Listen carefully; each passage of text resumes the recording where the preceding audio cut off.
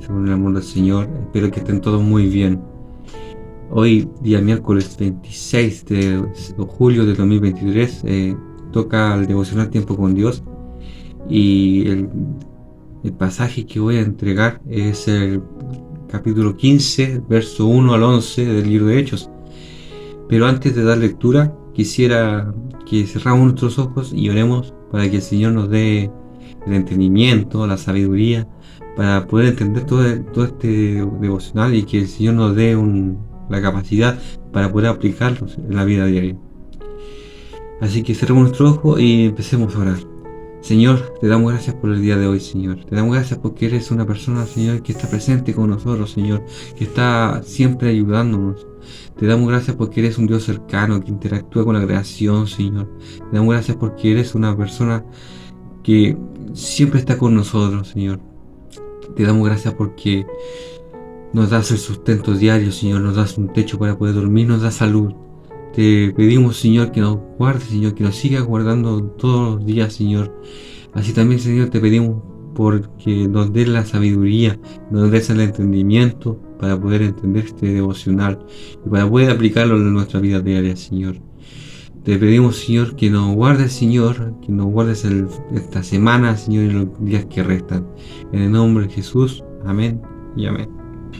Bien, vamos a empezar el pasaje que nos toca hoy, y está en el libro de Hechos, capítulo 15, del 1 al 11, y dice: entonces algunos que venían de Judea enseñaban a los hermanos: si no os circuncidáis conforme al rito de Moisés, no podéis ser salvos. Como Pablo y Bernabé tuviesen una discusión y contienda no pequeña con ellos, se dispuso que subiesen Pablo y Bernabé a Jerusalén, y algunos otros de ellos a los apóstoles y a los ancianos, para tratar esta cuestión. Ellos, pues, habiendo sido encaminados por la iglesia, pasaron por Fenicia y Samaria, contando la conversión de los gentiles, y causaban gran gozo a todos los hermanos.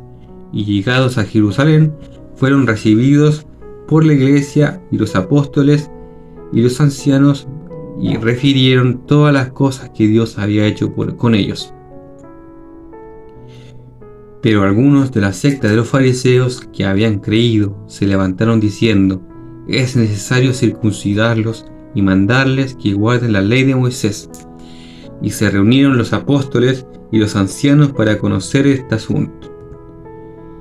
Y después de mucha discusión, Pedro se levantó y les dijo: varones hermanos, vosotros sabéis, como ya hace algún tiempo, que Dios escogió que los gentiles oyesen por mi boca la palabra del evangelio y creyesen. Y Dios, que conoce los corazones, les dio testimonio, dándole al Espíritu Santo lo mismo que a nosotros. Y ninguna diferencia hizo entre nosotros y ellos, purificando por la fe sus corazones. Ahora pues, ¿por qué tentáis a Dios, poniendo sobre la cerviz de los discípulos un yugo que ni nuestros padres ni nosotros hemos podido llevar? Antes creemos que por la gracia del Señor Jesús seremos salvos, de igual modo que ellos.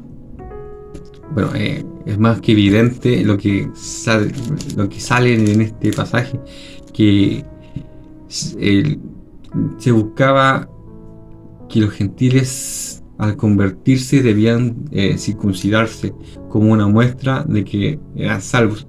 Y en este pasaje uno puede rescatar 3 puntos. Claro, claramente la circuncisión era un motivo de polémica, pero aparte de esto, los 3 puntos que son la imposición de las costumbres. Este grupo de fariseos que habían creído estaban empecinados por imponer sus costumbres a las personas que venían creyendo que no eran de su fe, o sea, no eran de su estirpe, por decirlo de alguna manera, y les imponían como un requisito para poder ser salvos, como si se tratara de tener una documentación como para acceder a algún beneficio, si lo vemos en nuestra sociedad. Claramente eso no es correcto. El segundo punto es la falta de entendimiento. Acá me vino a la mente una frase que sale en el libro del Principito, y dice: lo esencial es invisible a los ojos.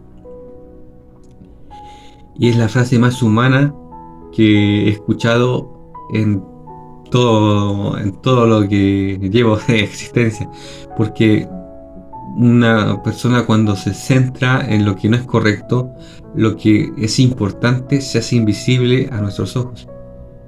Cuando nos enfocamos más en la forma que en el fondo, lo que es importante no lo podemos ver, lo que es evidente no siempre lo podemos ver. Y esto nos lleva al siguiente punto, que es aferrarse a las estructuras. La estructura es la forma, es la cobertura cuando el esqueleto no lo vemos. Es la cáscara, la estructura.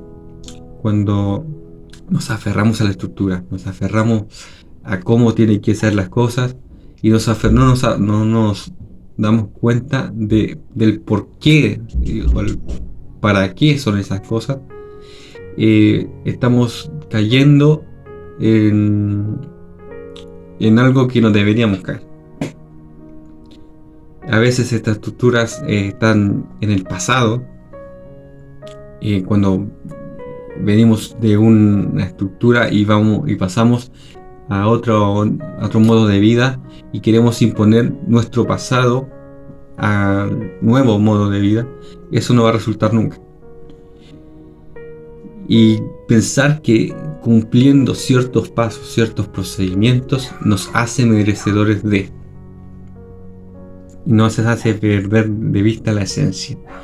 Entonces ahí uno piensa no solamente en estos tiempos, en lo que estaban hechos, sino en los tiempos de Jesús, cuando Jesús sanaba en Shabbat. Y sanaba en Shabbat, pero los fariseos decían: ¿por qué Jesús está sanando este día que es santo por Dios?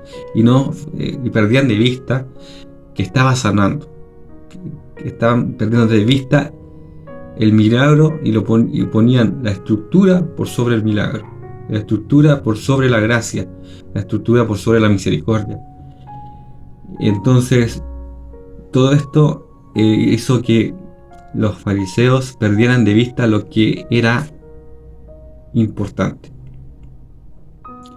Cuando decimos que lo esencial es invisible a los ojos, lo esencial es la salvación, pero la fe por sobre todas las cosas, porque por la fe era el factor común de la salvación, y no la acción de ser circuncidado, no la acción de yo cumplir ciertos pasos, no, por ejemplo, no dar limosna, eso no es lo que me hace salvo, sino que es la fe en Cristo la que me hace salvo.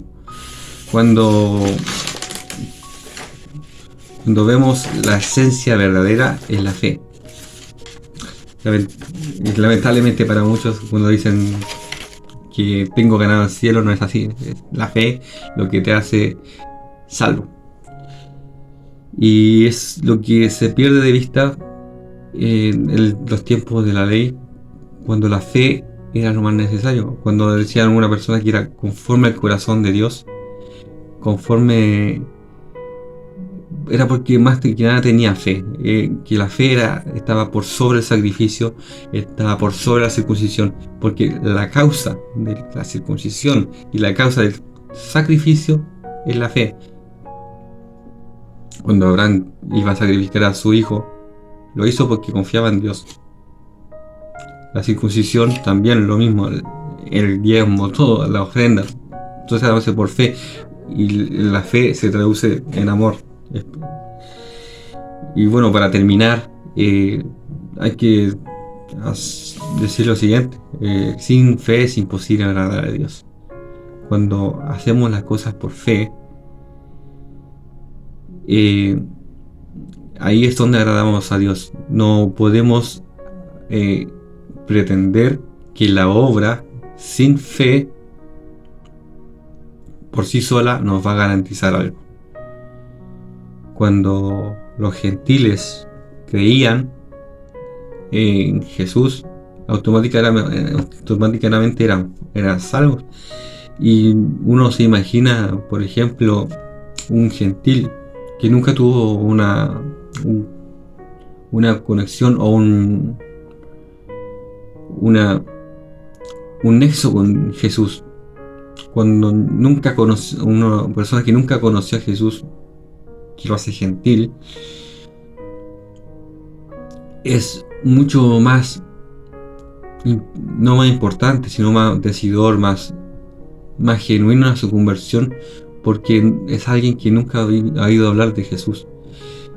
Y la fe es tan relevante en este caso que hace que da la importancia por sobre la obra, que la obra acá en el libro de Hechos era la circuncisión, pero la circuncisión simplemente era un símbolo de que la acción, de que no era un tema de seguir pasos, sino era un tema de creer. Espero que este pasaje haya sido de bendición para ustedes, para su vida, que la fe es importante para nuestra vida, que la fe no es solamente decir tengo fe, sino es realmente tener la fe, sino es como también decir, si bien la fe sin fe es imposible agradar a Dios, tener la fe también va en complementación con la obra. No, ninguna es por sí sola, porque por fe Abraham hizo cosas, por fe David hizo cosas, por fe cuando Jesús fue a sanar a un ciego, por fe el ciego fue a lavarse los ojos, por fe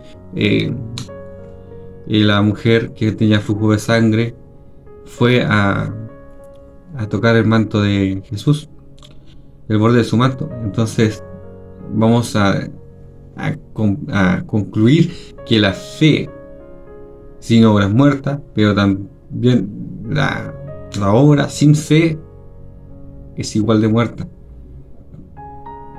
Vamos a entender que la fe con la acción es igual, es un complemento en sí.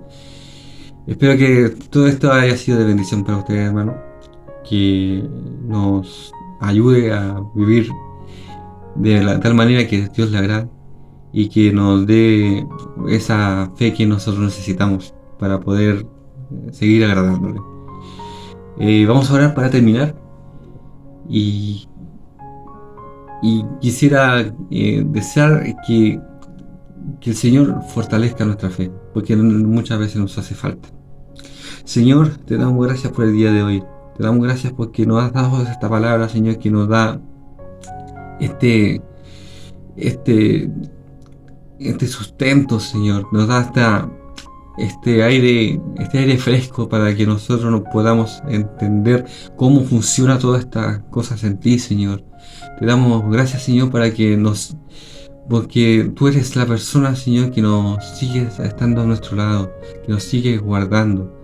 Y te pedimos, Señor, que nos sigas dando estas enseñanzas, que nos sigas instando que busquemos de ti en la Biblia, Señor. Que nos sigas instando que podamos orar a ti, Señor, en la noche, Señor. Y que nos acordemos de ti todo el día, Señor, y todos los días, Señor. Te pedimos, Señor, en el nombre de Jesús, que nos guardes, Señor, y nos bendigas, Señor. Bendigas a los hijos, a los hermanos, a sus padres y a los hermanos en sí, Señor.